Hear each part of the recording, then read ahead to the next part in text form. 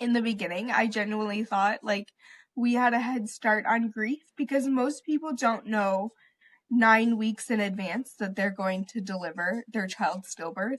So I genuinely thought that after she passed, we were going to be in a better position for grieving and that, maybe it wasn't going to hit us as hard because it hit us so hard during those 9 weeks. Boy, was I mistaken.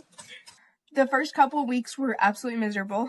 I pretty much stayed in bed the entire time, and my husband was really good about getting me out of the house and like doing walks and getting me moving. I was having a very easy C-section recovery, but it was just the grief that was just knocking me down. And I cried a lot. I kept texting the funeral home that we took her to have her remains cremated.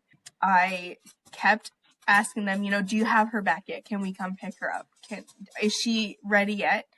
Because I was so anxious to have her home with us that I felt like once we had her home, I was going to feel a little bit more at peace.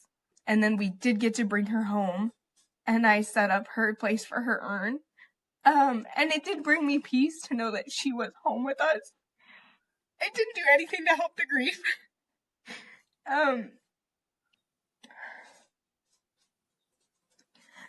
Some days I feel totally fine, like I can conquer the world, and I'm looking forward to what the future holds for us. And I'm looking forward to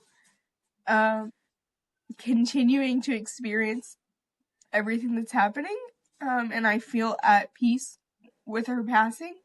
And then other times, I feel absolutely wrecked, and I don't want to get out of bed. I can't even fathom how we're supposed to move past this, or continue to grieve her every day for the rest of forever.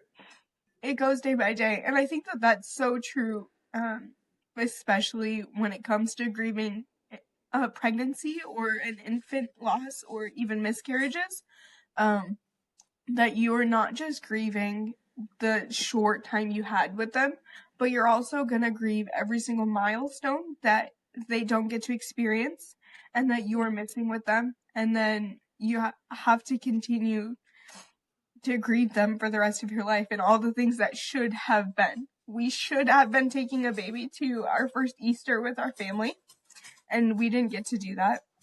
We should be celebrating Mother's Day and Father's Day this year as first-time parents with a tiny infant to care for, and we don't get to do that either. It's very much a never-ending cycle of grief.